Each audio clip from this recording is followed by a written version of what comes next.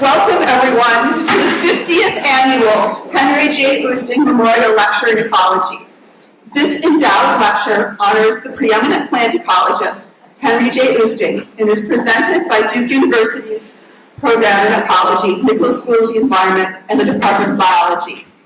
I'm Sarah Gosley, a research ecologist with the USDA's Agricultural Research Service, and I earned a PhD from the Nicholas School of the Environment 25 years ago, working with Norm Christensen and Dean Urban. It didn't seem possible that it was 25 years until I walked around campus earlier today and recognized absolutely nothing. So apparently it's true. I am delighted to be here today to introduce Dean Urban, a distinguished professor who has devoted his career to understanding the landscapes around us and to sharing his vast knowledge and expertise with many, including the dozen PhD students he advised or co-advised, more than 40 doctoral students on whose committee he served, and over 100 master's projects. He was awarded the inaugural Dean's Award for Outstanding Mentorship in the Master's in Ecological Management program. As Dean's students, we have all learned about the spatial and temporal intricacies of landscapes and ecosystems, and the importance of preserving and protecting the natural world for future generations.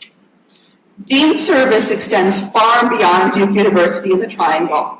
He is a past president of the U.S. branch of the International Association for Landscape Ecology and was recognized by that organization with the Distinguished Landscape Ecologist Award in 2014. His students have learned from his example of service, and many have gone on to commit their time and effort within that organization and with many other academic, government, and nonprofit groups. Dean is a world-renowned expert in landscape ecology and spatial statistics. His research has been foundational in many topics, including forest pattern, landscape applications of graph theory, and multivariate spatial statistics, including co-authoring an R statistics package that has been installed 353,000 times. Written by Sarah. While Dean has authored many important publications, his influence has spread most widely through his students.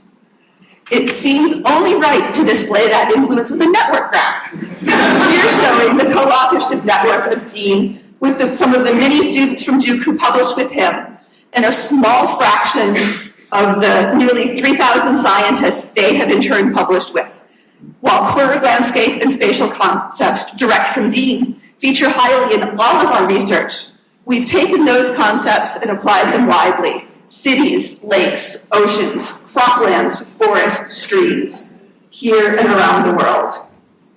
We all owe Dean a great deal, whether we've gone on to be researchers, practitioners, or simply living within the complex spatial networks that surround us. Please join us in celebrating the remarkable career of Dean Urban.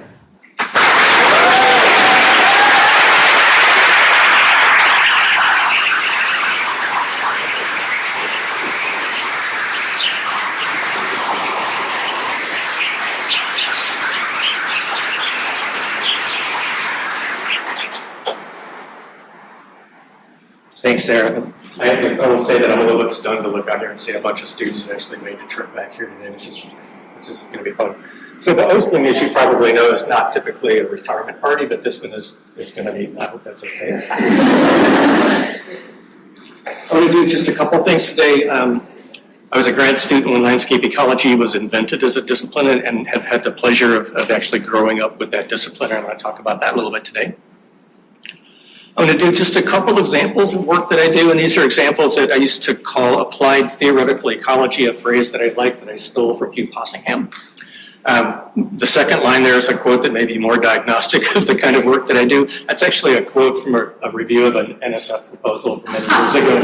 And to this day, I don't know if that was intended as a dig or not, but I'm okay with that. And what I'm going to talk about too today is a couple model applications, and they're models of a particular kind. They're models that are designed not so much to make predictions, but to sort of help communicate complicated stuff. And they're designed to be specific by doing a whole bunch of specific cases, but not like a general case. So there's no such thing as an average landscape. And so they're models whose generality comes from being kind of peculiarly particular. And this stems from my mantra in landscape ecology, which is that all landscapes work the same, but each one of them is unique, a phrase that my students are sick to death of hearing. So beginnings, landscape ecology hasn't been around all that long in a greater scheme of things. It started in the US, maybe in the mid to 1980s, early 90s. The special feature from ecology here on the right side of this page, I hate teaching in this class because I have to turn around. That special feature, which is Space, the Final Frontier, actually came out the year that I came to Duke. The quote from Cy Levin is one that I've sort of adopted as the justification and motivation for landscape ecology. You can read it as well as I can. That's from Cy's MacArthur Award address in 1992. I suspect that he probably said more or less the same thing when he was here, and a couple of years after that for his Oosting Lecture. The discipline actually had a huge lift as a result of this workshop that the National Science Foundation funded in Ellerton Park in central Illinois. And this is, I kind of joke about this photo with my students. The diversity in the room here is basically old white guys with beards and old white guys without beards, which would be funny coming from an old white guy with a beard. But what that did as a workshop was kind of codified what people decided were interesting questions in landscape ecology. So what's worth pursuing, what approaches and methods are legitimate ways to do that, what would constitute a legitimate answer to those questions. That discussion and the report that came from that workshop had just an enormous effect on launching the trajectory of landscape ecology. So to come back to the middle-aged white guys, old white guys, I can point like this, I think easier. So this is Hank Schubert, my dissertation advisor. Bob O'Neill, my research advisor at Oak Ridge National Lab, where I was a graduate student. That's me as an old white guy.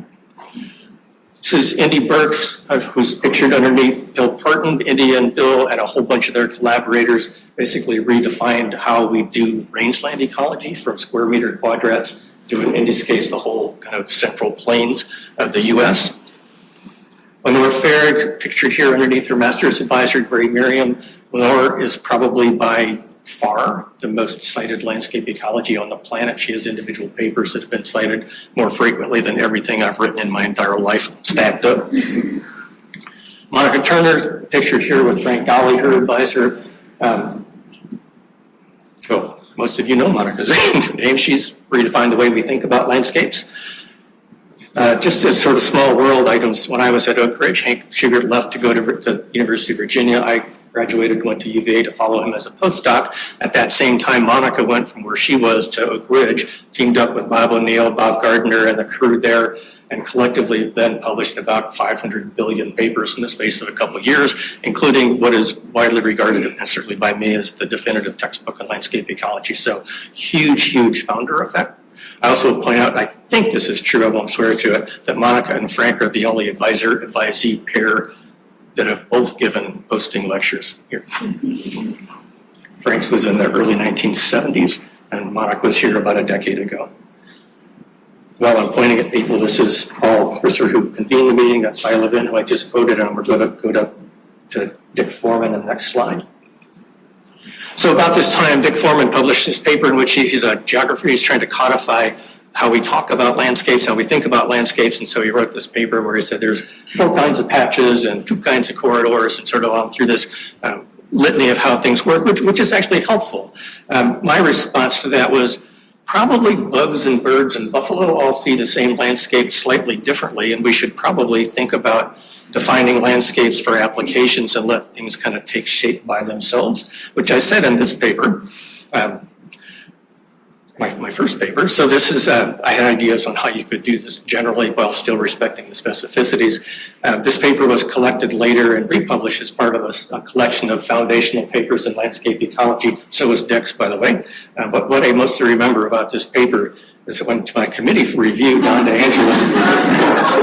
My only review of this paper was this comment, which I've always taken to heart. So, as an aside here, I was the first person in my position here as a professor of landscape ecology. There weren't very many of them around at the time. And so a whole bunch of us spent a fair bit of time trying to figure out what you would do if you taught a course called landscape ecology. So we started emailing our notes around and our class syllabuses around. So Monica Turner, Bob Gardner, David Blatnoff, Bruce Milne, a whole bunch of us, we basically decided what landscape ecology might be. I've had friends tell me many years later that while they thought some of my research was more or less interesting, that it was really kind of cool that I put all my lecture notes online in the early years. So I don't know if you can see the dates down here, but this is a pitiful website, but it's also 20 years old now. It has been pitiful for a long time, but you could still go to this website and just like click through on the highlighted things and work through an entire course in landscape ecology. So let's start with the real stuff. Landscape ecology in many ways has its roots in island biogeographic theory, and I want to start with that, and this is one of kind of two examples I want to talk about. So island theory is these curves. MacArthur and Wilson argued that if you looked at, that the number of species you'd expect to find on an island is basically the intersection of a colonization curve and an extinction curve. So the extinction curve has to go up because the more species you have on an island, the more the chances that you could lose one by accident, by chance, right? And in general, small islands having smaller populations would be more likely to suffer local extinctions than big islands. The downward curves are the colonization curves, and the argument is that the more species you have on an island, the less likely it is you can add a new species that's not already there. And all other things being equal, islands that are near the mainland would have higher colonization rates than islands that are isolated out in the middle of nowhere. So again, island theory then makes these two predictions. That's the number of species on an island should scale with the size of the island in a particular way. And then you should see an isolation effect also that isolated islands or far islands should be species poor relative to close to the mainland. So it took terrestrial ecologists probably about a week and a half to go out and start looking for area effects and isolation effects in terrestrial habitat islands. This is a now fairly iconic image of habitat islands. So this is work from John Curtis from the year I was born. And this is a trajectory of forest clearing and forest fragmentation in Cadiz Township in southern Wisconsin. So the bottom of the map there is the Illinois-Wisconsin line. And he sort of pieced together the fragmentation history, and this motivated a whole lot of work on forest islands in particular, right? This other figure here from Dave Sharp, who is also at the Allerton Park workshop, just sort of makes the case here, this fundamental to what we're doing the next few minutes, that if you lose a bunch of forest habitat, intact habitat, that the patches that are remaining have to get smaller, farther apart, and proportionally more edge. Right? So the area effect and the isolation effect from island theory are going to be confounded because of the geometry of landscapes. I met Dave Sharp actually when I was a master's student in Illinois. He was working in Cadiz Township at the time and invited me to come join him, which I did. So back to island theory, again, people were out sort of doing species area curves left and right. And one thing that emerged in particular nicely in this big synthesis paper by Whitcomb and his colleagues is that the area effect, first of all, doesn't have the right shape that island theory says it's supposed to have, and also that it only shows up for some kinds of species. So edge species don't show on, interior species do, and that those species and interior species is, in this case, a bird that lives deep inside a forest patch, not around the edges. And so these area-sensitive species that people were identifying were symptomatically not only using big area, but also they were neotropical migrants. They were open nesters, they nested low in shrubs or on the ground. They were interior habitat specialists. They were very kind of a select subset of species.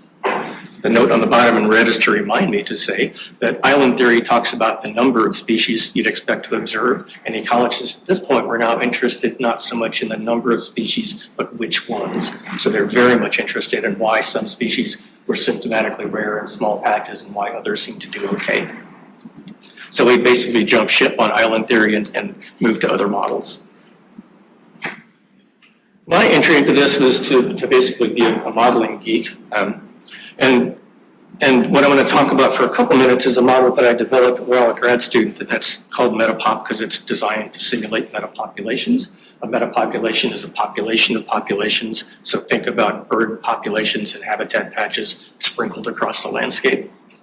So the model is going to track individual birds as they go through nesting behavior and dispersal and mortality in a bunch of different forest patches, and it's going to do metapopulations just by brute force. And my questions in getting into this were to look at area and isolation effects and ask what's the relative importance of habitat area versus the configuration of that area, and also why is it that some species do okay in forest patches and other species don't at all. So this is my study area. This is from 1950. It kind of looks about the same now. And so as a grad student, I sort of hoofed around in Cadiz Township and censused all the birds in all the forest patches. And then also did a bunch of simulations. The polka dot landscape on the right is sort of patterned in terms of total area, number of patches, and the patch sizes is based on Cadiz Township. But because I could do them as polka dots, I could then vary the total area and the size distribution and their configuration and experimentally in the computer and sort of ask about the relative importance. They're also fun to draw. So in the model, a bird has a bunch of parameters that define essentially its nesting behavior and habitat use, and I'm not going to talk about them in any kind of gory detail, other than to say that most of these things you can look up in a book. The Bent's Life History. Birders are notoriously compulsive about measuring stuff related to birds, and so you can actually look up these things in the library and just plug them in. The way that the model works, every year, every bird in every forest patch in the landscape is going to try to nest, and its nesting success is going to be based on its clutch size, how many eggs are laid, how many times it nests during the course of the summer. Some species nest once, some do it 2 or 3 times. And then also, really importantly, whether there are edge effects on nesting success, and the edge effects are rates of predation and nest parasitism that mostly are just in the edge of the forest patches. So that nesting behavior happens for every bird every year. They suffer overwinter mortality, and some of the birds that survive that are then the juveniles are free to disperse around in the landscape looking for breeding habitat. And the way that works, the dispersal curve that goes down basically says they're more likely to disperse to someplace closer than farther away. And a bird actually will come down. This is, again, a bird dispersing from like this patch, these kind of stochastically bopping around in nearby patches looking for unoccupied habitat. If it finds empty habitat, then it can establish a territory there, it'll breed there. If it can't find habitat there, it moves somewhere else. And if it can't find anybody, when it's run out of time, it will stay where it ended up, but it won't breed there. It'll be what birders call floaters, which don't breed, and they also suffer higher mortality rates. So this sounds really complicated. It's mostly bookkeeping. This is how this plays out. Read it from the bottom up here. In a really small patch, there's room for one bird, one breeding territory, and so basically that's going to be either occupied or not. And so over time, in this case, this patch has got a bird in it. They have really high site fidelity, so if it lives, it comes back to the same place, breeds there again. So when this one goes empty, it's because that bird died. And then it gets recolonized by another bird, and so you get this kind of on-off effect in small patches, which has been called the flicker effect. For a bigger patch, you've got birth and death going on, but also immigration. And immigration, so birds dispersing in and out, and the population dynamics can be fairly erratic for small patches. And if you integrate a whole bunch of those over the landscape, the total population is actually much better behaved and tends to be more stable.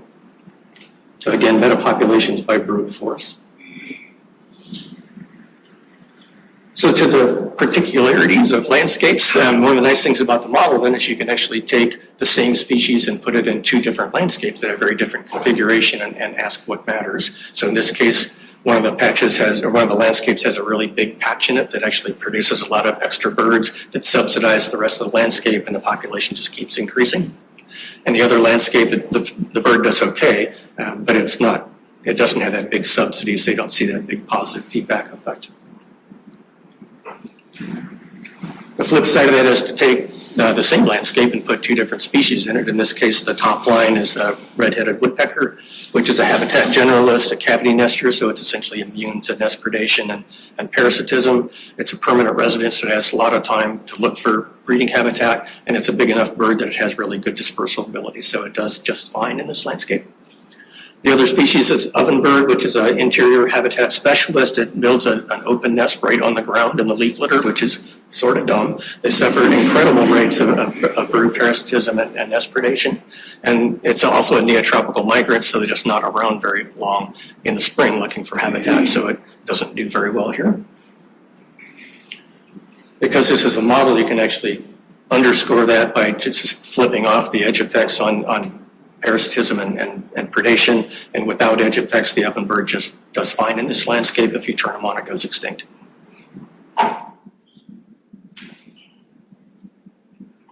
So one extreme case that a lot of people are interested in, it actually looks like Cadiz Township, is a case where you've lost a lot of habitat and the patches that are left are small and far apart. And what happens in a landscape like that for a species that's vulnerable to that is that the small patches get subsidized from elsewhere and they kind of wink on and off, and then they go off and they stay off. The bigger patches do okay for a while, but they're basically exporting birds to small patches where they don't reproduce and die sooner. And the metapopulation self-integrates that process in a positive feedback that runs the population, the whole population, to extinction. So these are the cases these are the species now where if you go into small woodlots in southern Wisconsin, you basically don't find them. So stepping away from that model now, a lot of models. I think the consensus now is pretty clear that connectivity matters, and it matters in a fairly narrow range of habitat loss. So when you lose a lot of habitat, so the patches are kind of far apart on your landscapes, then those connectivity effects show up in a pretty big way. They're important. And you can get really strong threshold behaviors in these populations that are linked by dispersal, so that once things start to go south, they can go south pretty fast. So my simulator, again, to the generality specificity stuff, actually does the general case, which is not very scary. Birds, a lot of birds do just fine in fragmented forest. And it also does the scary cases where things go extinct pretty quickly. Area does seem to be the main effector. About the amount of habitat that you have is really important. Isolation isn't always important, but when it is, it's really important. And edge effects, which are not part of island theory. Remember, we came into this looking for area effects and isolation effects, and edge effects turn out to be really, really important for species that are sensitive to them. Also, note to myself, goodbye individual-based modeling. So these models are really fun to play with, and we learned a lot from them. A lot of people did this for a while. It was a cottage industry of a lot of people working on these things. They are really data hungry, and they're data hungry for parameters that are really hard to estimate with the precision you need to actually use them in applications. So lots of people played with them for a while and then kind of put them aside, as I did. So fast forward a little bit, that work that I did with birds and forest patches got me sort of engaged with the spotted owl world. So I started by being an external reviewer on the Northern Spotted Owl Plan, and then I consulted on the California Spotted Owl Plan, and then I got sucked into the recovery team for the Mexican Spotted Owl. So Mexican Spotted Owl was listed as threatened in 1993. That listing under the Endangered Species Act convenes a recovery team. The purpose of the recovery team is to write a recovery plan. The purpose of the recovery plan is to delist the species. So in this case, we're interested in figuring out how to delist this thing. This is a bird whose fecundity rates are crazy variable over time, and so we knew we weren't going to be doing any modeling to support this. But we did have a fair bit of data. So the map here is basically forest cover types in the range of the owl, not counting northern Mexico where it also lives. The forests are in dark green. The tan-colored stuff is desert and desert grassland, so not owl habitat. The dots in black are owls' known locations, so they're actually census pretty much the whole study area. The voids that you don't see owls in are not absence of owls. Those are tribal lands, so they're full of owls, but they're not surveyed as part of the federal process. So we wanted to do connectivity for this thing, and this is now work with Tim Kitt. Tim Kitt did his PhD with Bruce Milne, who did his PhD with Dick Foreman. So this all goes back to Ellerton Park again. We discovered graph theory, which is just as simple as it looks. It's just dots and lines. So the dots here on the right are habitat patches, the ones that look like hubs, and the spokes that come off of that are connections based on the dispersal ability of the owl. So there's a line drawn between two habitat patches if they're connected to it. This particular graph is a minimum spanning tree, so it's doing the connections with as few lines as possible, with the details of which aren't crucially important here. What is important is that when we discovered graph theory more or less by accident, we found that, well, we started by asking, well, somebody must know how to do connectivity better than we do. And it turns out everybody does. They all do it with graph theory. So communications theory, airport design, social network analysis, it's all the same map, and everybody does it except ecologists, it turns out. So the insight you get from this, you can actually use the graph to do a couple things. You can actually use it to guide the loss of habitat. And the argument here is if we're going to lose habitat anyway, we would like to be able to choose which habitat we lose and choose it so that it doesn't affect the overall population or minimizes the effect on the overall population. So from a spanning tree, the first paper that we did, which is from Ecology, the first paper basically said you should build a spanning tree and then snip off the nodes, the terminal leads, and you would actually lose habitat, but the habitat that remained would be fully occupied or occupiable. So minimize the damage from habitat loss. You can also analyze graphs, again, by finding places where if you lost that patch right there, you would disconnect most of the southern range of the owl from most of its northern range. And the ways to do that in graph theory are actually fairly efficient. I think, sorry, Emily, that's all I'm going to say about graph theory, really. So this is what I'm going to say about graph theory and connectivity. This is applied theoretical ecology, the kind of blue-collar stuff I like to do. That the graph stuff came out in a federal recovery plan for a listed species, which was great. Coincidentally, also came out as the lead article in the first issue of Conservation Ecology, and it came out as a pretty far-reaching concepts paper in ecology at about the same time. And this approach has, to put it mildly, I would say it has caught on. Actually, it's completely at a loss on how to make a graph for this. So a couple of days ago, I sat down for a total of about 2 minutes in Google Scholar, and I just typed in a bunch of really restrictive keywords, graph theory, connectivity, conservation, and then I just counted the pubs by decade, and the shape of this curve is right. It probably undercounts by about an order of magnitude or so. I think you would actually be hard-pressed to find big-scale applications of habitat connectivity right now that aren't done using network models. So where are we on this? On the right side here is some guidance for doing conservation and especially nature reserve design that's provided by a bunch of island theorists. And we don't have to go into all of those. The top two rows, though, A and B, though, on the left in red, says, the first one says red is bad, or is good, green is worse, bad color scheme. So the top row says bigger is better than smaller, and the second row says a single large reserve is better than several small reserves of the same total area. That's the SLOSS debate, single large or several small. So where we are, I think, in assessing all this stuff is that area by far is the most important thing. The amount of habitat area you've got is what matters the most. Connectivity does matter sometimes, and when it matters, it can be really important. And we know that it matters even though it's a hard regression problem to isolate, because people do experimental manipulations of it, and it makes a big difference, a lasting difference. We still have this persistent bias towards large patches, and on the one hand, it's true, bigger is better than smaller. What's not true is that smaller is no good, right? So we've got this bias against small patches, even though small patches can be great habitat. The SLOSS debate lives on and on and on, and the bias is still towards single large instead of several small, despite the reality that most theory and most data say otherwise. Okay. So what that means is that we have this consistent bias in applications where we like big and we don't like disconnected, fragmented. But small patches can in fact be great habitat. Your local land trust knows that really well. Okay. Fragmentation can be good as long as you have enough habitat area. Fragmentation also comes with a lot of habitat degradation. So edge effects are one part of that, but other parts of that of habitat quality also vary with patch size. So those three things of habitat is important, connectivity can be important, and even if it's not important, if you build connectivity, you're actually adding habitat, so it's still good, right? And restoration of degraded habitat into better habitat essentially gives us the mantra for conservation practice right now. The blue-collar application of all this good stuff is protect, connect, restore. Right? So we're actually getting it right, even though the theory sometimes doesn't. Okay. Separator slides are to tell me to take a drink so my voice lasts through the rest of this.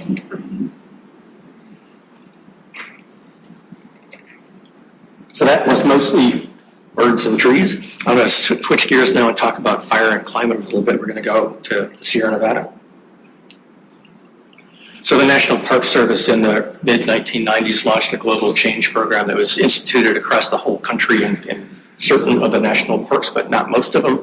The Sierra program was a pretty active one. It was Sequoia, Kings Canyon, and Yosemite National Park working jointly on this program. And I want to emphasize that this is a really big program. This is like 24 co-investigators, co-principal investigators scattered all over the place. A lot of them have been working in the park for a long time. Some of them still are. Locally, Norm, who's in the audience here, had 2 of his PhD students work on projects there. Pat Halpin did his dissertation on top of that program. I ran 4 PhD students through there, a bunch of undergrads doing field work, and a few MEMs working on master's projects. The note to myself is to remind myself to thank Norm. So I met Norm at a PI meeting for this program many, many years ago, and I knew who he was before that, but I'd never met him. And I thought that it would be kind of a cool thing to work on, to play on Norm's team. And so that turns out to have been a fairly good, brilliant decision on my part, despite the serendipity. So thanks. So my stake in this is a landscape ecologist. I've been telling my students that landscape pattern, what you see when you look out a window at a landscape, is basically climate interacting with landform, and that affecting temperature and moisture gradients, species responding to that, and then disturbance regimes responding to both of those things. And so I thought, could we actually assemble all the agents of pattern for one spot on the ground? Could we actually make that work? And by make that work, I mean, could you actually get the parts assembled and their interactions, their couplings, wired together well enough that it would actually work the way the real system works, with enough confidence that we could then push that system with a climate change scenario and have some degree of confidence in what might happen. Okay, so that's where we're going with this.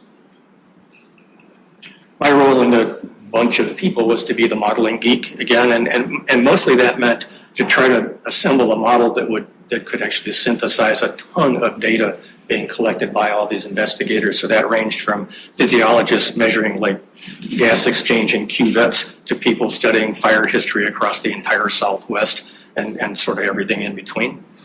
The modeling approach here is going to be to use an individual-based simulator again, but a forest model now that's going to grow individual trees. They're going to be on a grid cell. The grid cell is going to be plunked into a grid so that species on adjacent grid cells can shade each other.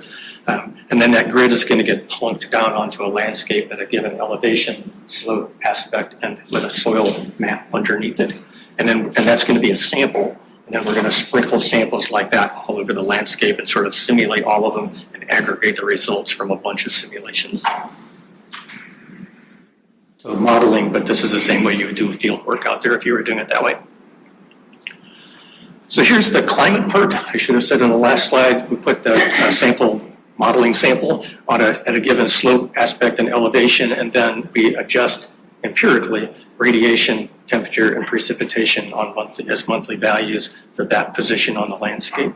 And then this is how that plays out. The red dots here are, well, all the dots. Each of the dots is a simulation now of a point at a given elevation, slope, aspect, and soil profile. Right? And there are 1,500 of them.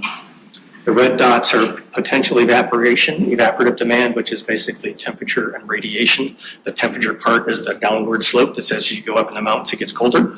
Right? The scatter around that is the difference driven by radiation. So south-facing slopes have a much higher evaporative demand than north-facing slopes. So that's the scatter, and the trend is temperature.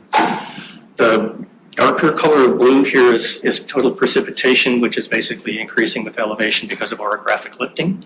And the more important part here is the teal color, the lighter blue, is the fraction of that precipitation that comes as snow. So what happens is you go up, and this is a Mediterranean system here, so California, the precip comes all in winter. So at low elevations, it comes as rain and it runs off. At middle elevations, once you get high enough that it gets cold, it freezes, stays on the ground as snow, and then in late spring, early summer, it melts and waters the trees there. Right? So you get trees that are very happy once you get high enough to get a snowpack. This is the water balance in the model. So this is supply and demand. It's brokering supply and demand. Supply is just how much water comes to the system, and demand is essentially BET, evaporative demand. And I'm not going to go through the gore here. The structure of the model has got a bunch of trees growing on this plot, and so you have a leaf area profile for the stand, and then you've got a litter duff layer underneath that, and then you've got layers of mineral soil, which in this case are like 10 centimeters thick. Each one of them has texture and other attributes that affect water holding capacity. This is now the model's going to estimate at a monthly time step evaporative demand and also the precipitation regime. The precip is going to come on a daily time step, though, because we need to model individual events, whether it comes as rain or as snow, and how big the event is. So when it rains, the rain comes out, it hits the canopy, some of it gets intercepted, the stuff that doesn't flows through to the ground, and then we have an evaporative demand that some of that is going to be reduced by the interception loss, but otherwise it's going to be sucked out of the soil, and it's going to depend on how the canopy is working and how that happens. So if the stand is really open and a lot of sunlight hits the forest floor, it's going to evaporate a lot of water out of the top of the soil and the leaf litter. If the canopy is really closed so that light doesn't get through to the floor, then that transpiration has come from the deeper soil layers. And it's doing this again on a daily time step and then aggregating results monthly. So lots of bookkeeping. This is how that plays out. This is now a 1 meter deep soil and 10 centimeter slices through the calendar year by month. And it's easiest for me to start this, say, in April. So this is now the top of the soil down. The colors are violet is really, really wet. And then through green is drier, and yellow-orange is really, really dry. So in April, the soil is essentially totally recharged. It's full of water. It's at field capacity. And then the trees wake up, and it gets warm, and the trees start transpiring, and they transpire from the top down, so that later into the summer, the soil gets drier, deeper and deeper. By the end of the summer, as Pat's data have shown, there's pretty much no water really far down. It gets really dry. And then the fall rains come and it starts to wet up again from the top down. Water trickles in and it re-wets the soil. So by April comes around and you're ready to start over again.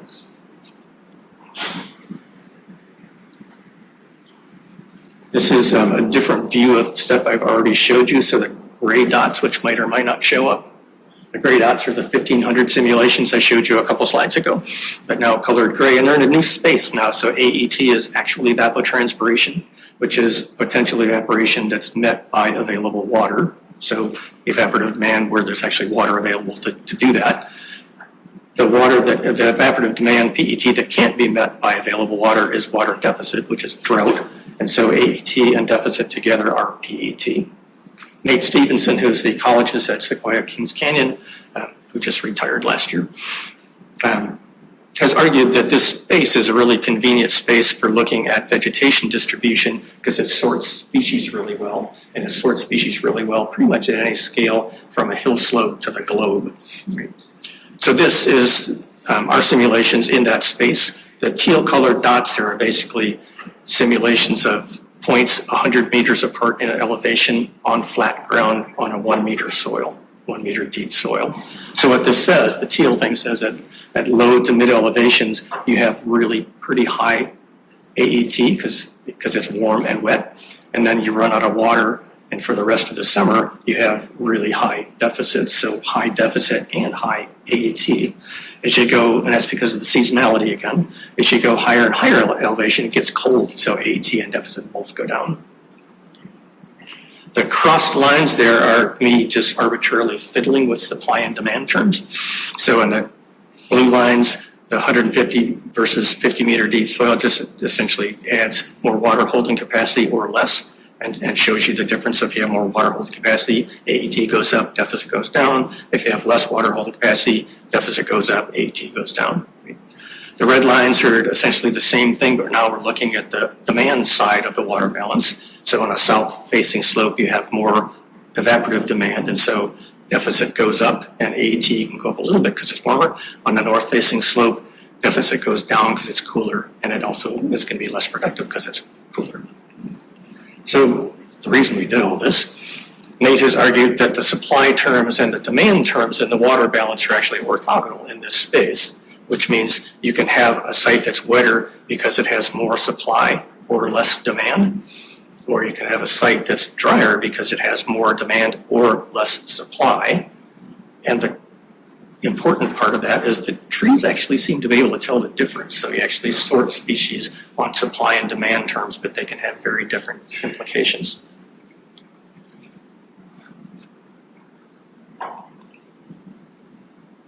This is a lot. So what I just walked you through, this will work, is this part of the model. Like one submodel of a model that actually has 5 wired together.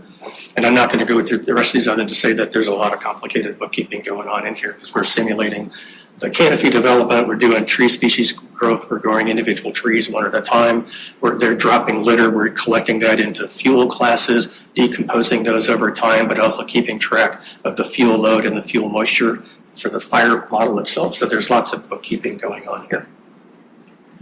I do want to talk about the tree part though. So we're going to grow individual trees. Every tree of every species has a maximum growth rate that it can achieve, which is basically, think of it as a ring width, a diameter increment we're going to put on to that tree.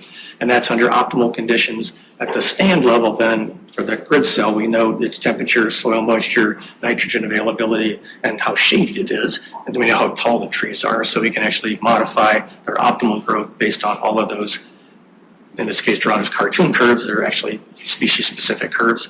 And then at the end of that, we'll put a tree ring onto each one of the trees, and we'll do that for every tree of every species on every grid cell for the whole grid, and then do that for a few hundred of those grid cells. So lots of bookkeeping.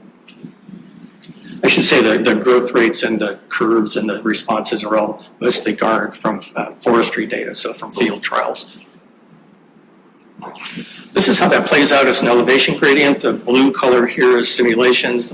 The green color here is simulations. The blue is data. That's mostly data from Nate Stevenson and Dave Graber at Sequoia. And without belaboring this, I'll just sort of suggest that the model seems to be getting the species in more or less the right places. Not entirely, but that's okay for now. I drew this cartoon curves on here and jittered them a little bit apart so you can see what's going on. There's actually 2 things happening here. All of the trees would actually do best at middle elevations. They would have the best growth in the middle of these curves. At low elevations, their growth rates slow down because of drought. At high elevations, their growth rates slow down because of cold. And so where you see species sort out along this gradient is a pretty complicated interaction between growth rates, drought tolerance, cold tolerance, and which species happen to be there at that time, right? So it's a competition-mediated sorting of the species along those gradients. Here's a hideous look at the same thing. So these are, each dot here now is a tree ring record from a tree that we cored on about 100 sample plots distributed across elevation gradients. And they're noisy as can be. And that's okay. I put a kind of a green line through white fir, to show you that there actually is a trend with elevation. They kind of grow slower, grow faster, and go slower again. The data are actually too noisy for ponderosa pine in orange and red fir in red to draw curves. But I'll make the case that if you look at white fir versus red fir as you go uphill, that there comes a point where white fir actually grows more slowly than red fir. And when that happens, you switch from white fir forest to red fir forest. It's competition-mediated species replacement. On the downhill side, it's hard to make this case because the data are really noisy.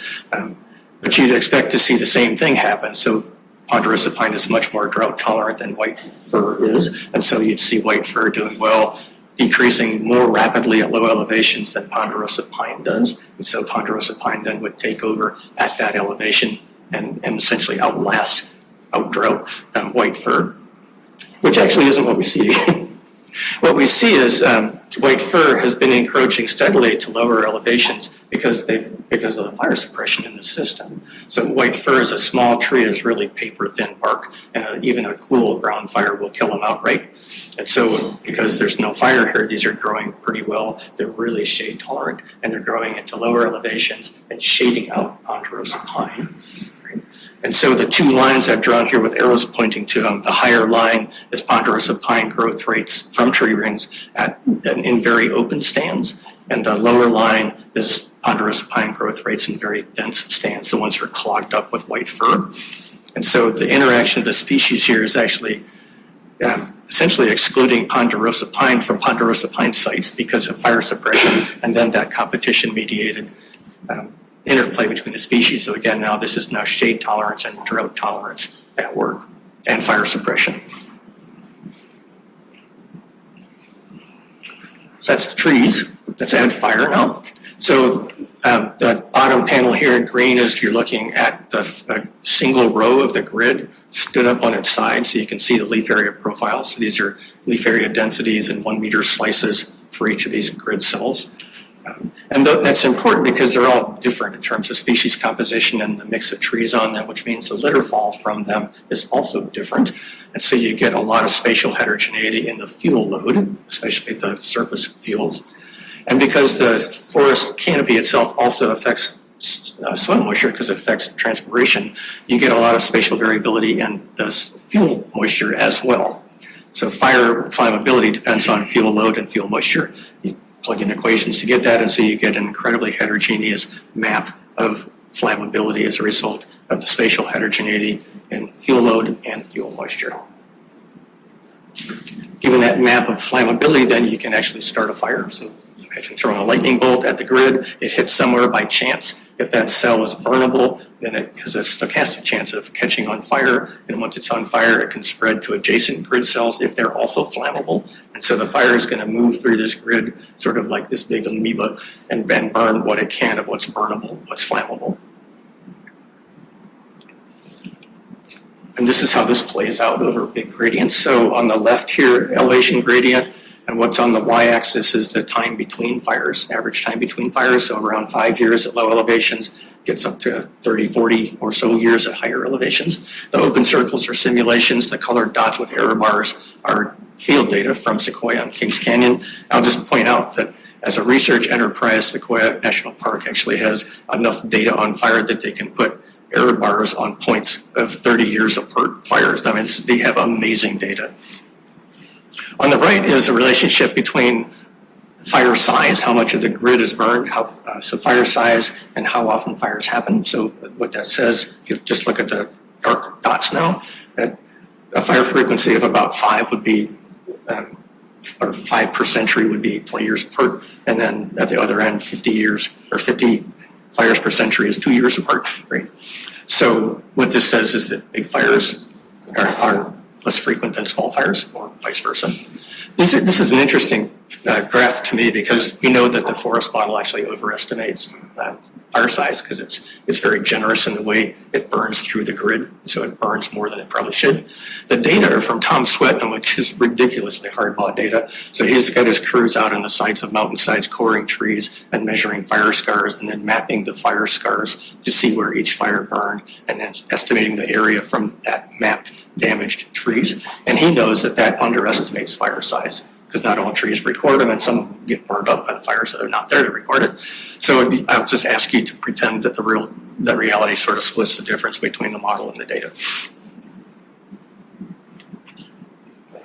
So here's kind of a cartoon summary. So again, elevation gradient, low elevations, it's hot and dry. High elevations, it's cold. The green thing, which you might or not be able to see, the green band is the mixed conifer zone, which is essentially immensely productive forests that are sandwiched between too dry and too cold. Fire lays onto that at low elevations with fairly frequent small fires and at higher elevations with infrequent partial fires. And so this is the average fire regime driven by average weather or average climate. And the interesting thing about this system is that anomalous weather drives anomalous fire regimes. So at low elevations, there's pretty much, the fuel's always dry enough to burn, but there often isn't very much of it.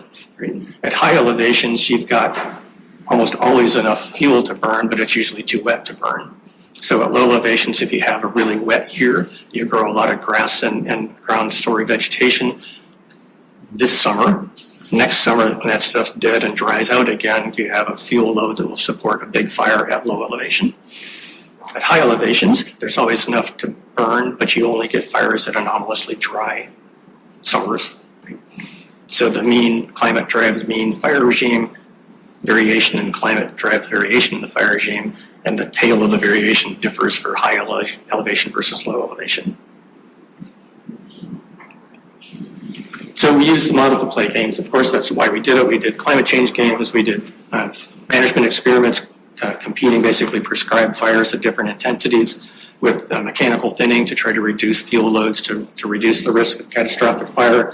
We did modeling games where we did sensitivity to try to map the places that would be most informative as monitoring locations under climate change. In this case, the magenta colored stuff is essentially the elevation band just above the mixed conifer zone, which is wildly sensitive because changes in temperature affect the snowpack. Okay. And in all of these applications, what's important for us today is that there are some direct effects of climate change. You change the climate, you change the water balance, you change fuel moisture, you change flammability. But you also have a whole bunch of indirect effects where climate affects tree growth rates and fuel loads and decomposition rates and all this other stuff. And that affects fuel loads and fuel moistures give you the fire regime. And the indirect effects are the same magnitude as the direct effects. So what we did, we started with basically a digital elevation model, tree life history traits, and baseline climate data. Threw into this model, sort of got out environmental gradients and temperature and moisture, forest pattern, and a fire regime. We wrote some papers from this, which is great. We also distributed this stuff to basically, Tom Swetnam did a lot of this work. He actually distributed these papers to basically everybody doing fire ecology or forest management in the Southwest, which was fabulous. What I took away from this when we presented this to the co-investigators was this. So Dave Graber was the ecologist at Sequoia Kings Canyon, and we sort of showed him this stuff, and he said, "I can't believe that works." And Jan Van Wagentant, was a fire ecologist at Yosemite, basically just echoed that by saying, "This is so simple, I can't believe it works." The picture here is an artist rendition of the vegetation pattern in Sequoia and Sierra by Jane Dyer. It's fabulous. You can buy this in a little booklet in the gift shop at the visitor center, and I take some pride in the fact that we can actually get it right according to Jane. So where we are today, the last couple of years we watched a bunch of fires in the west side forest of Oregon, forests that are historically too wet to burn, and they're burning. And you ask, like, how bad does it have to get before you see things get even worse? If you go back in history for this part of the country, you need to go back to look at the medieval climate anomaly to see fire like that. So in the medieval warming, most of the Northwest burned, including the places that are too wet to burn. So there's something to look forward to. Very recently, now we're watching California, Sierra Nevada get rained on and snowed on, so it's going to be really wet. Next year, this growing season coming up, that means there will be lots of stuff growing on the ground. The year after this growing season, when that stuff all dries out again, it'll be tender. So that should be fun. The larger takeaway from this, if you're interested in pushing climate change scenarios through systems like this, you actually have to have all the pieces connected so that the interactions work the way we think they work. And despite the fact that we've done this, most applications don't do that, and the application I'm about to show you also ignores all of those complexities. And that's just because there's a lot of moving pieces, it's hard to keep track of them. All right, separator slide, drink of water.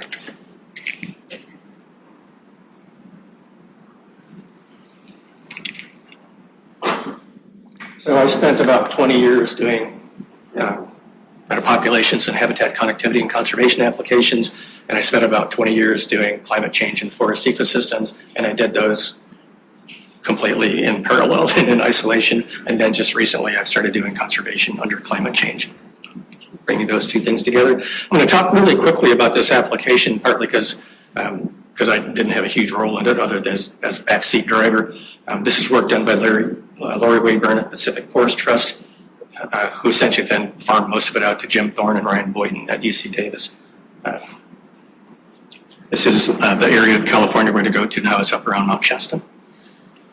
So the project here is to identify locations that would be of really high conservation value and climate resilience under climate change going forward the next couple decades or so. And the focus here is the watersheds in Northern California, because all of California depends to a pretty large extent on water that comes out of the snowpack up in those watersheds, the source watersheds. And the way that we're going to do this is just essentially trying to map climate exposure, climate risk, and then looking for places that are going to be climate refugium. So in particular, the workflow here is we're going to look for biodiversity hotspots using present day data, and then define climate envelopes for those first either focal species or focal community types based on where they occur now in climate space.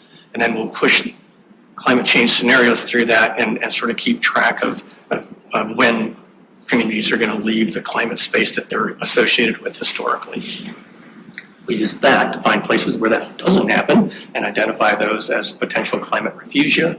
And then the game is to connect current hotspots to what might be future hotspots in a climate sensitive way. And then we'll package up the applications as case studies, as use cases.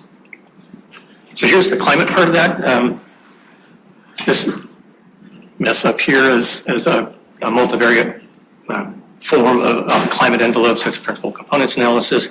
And this is for most of California as samples plunked into that space using a lot of climate variables condensed that way.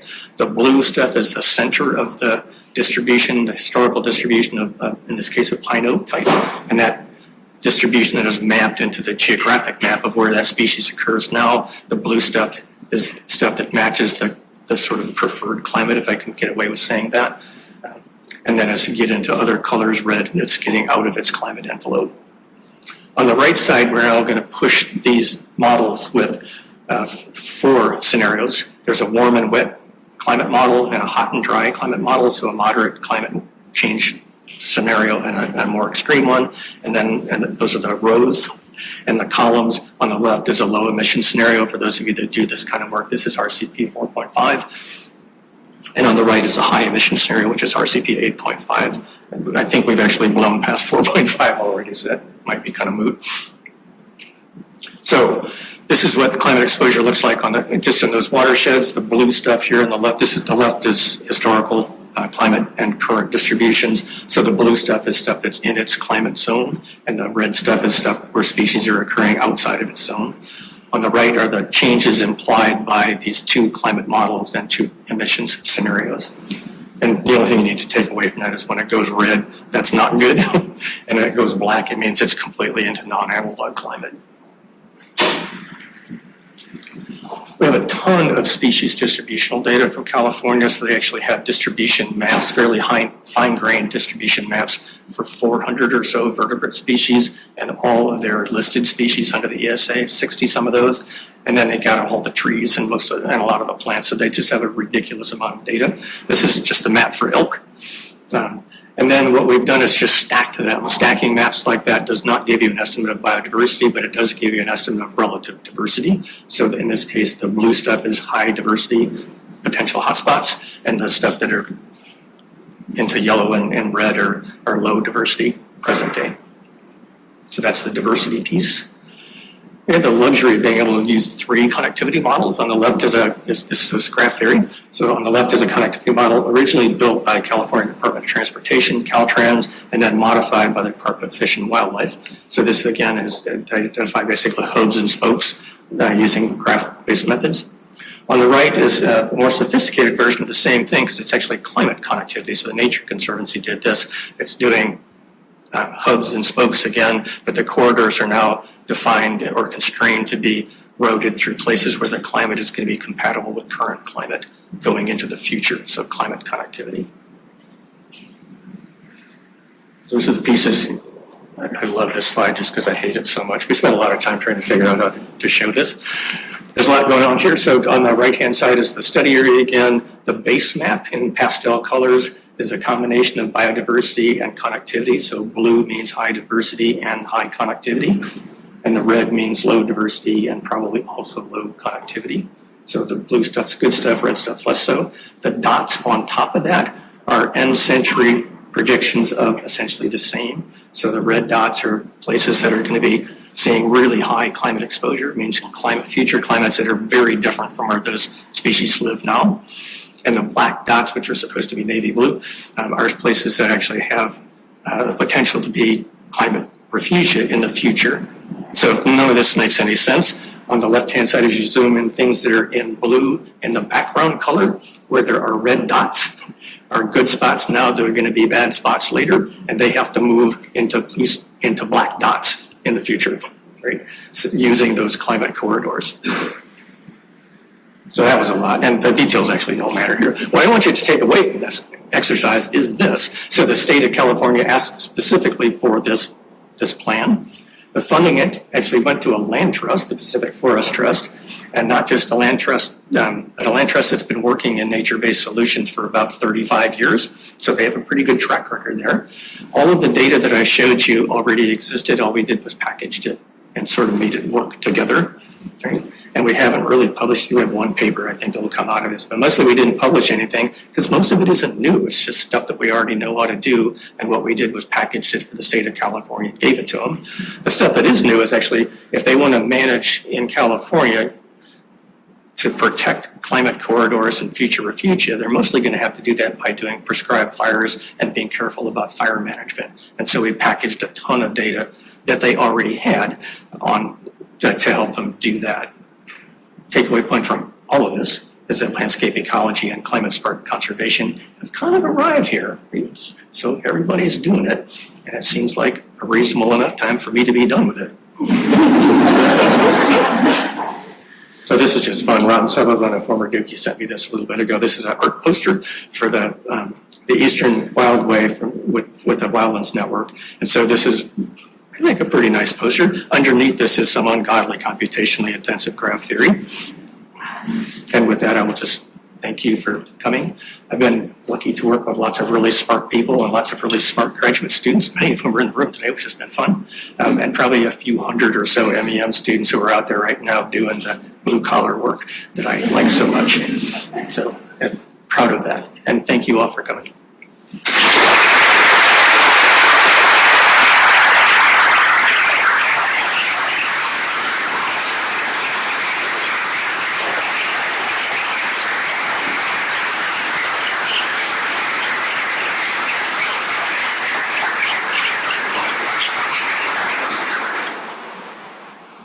I confess I actually don't know what happens now, so I guess we have time for questions. I guess if there are questions, or we can just all wander away. If anyone has questions, I can take them. Or if you're stunned by what you just saw.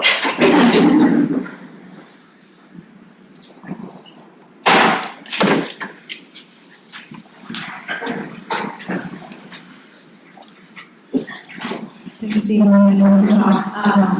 So I wondered, you talked about the history, so naturally I'm wondering about the future. What's the future of landscape ecology?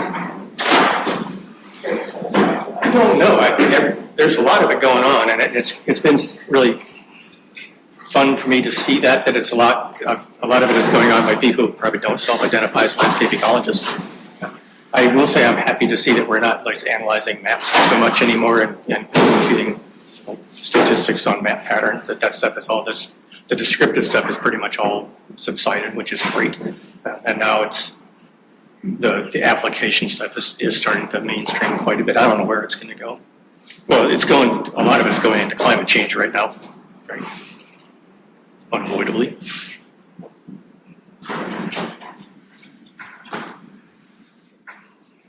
Questions?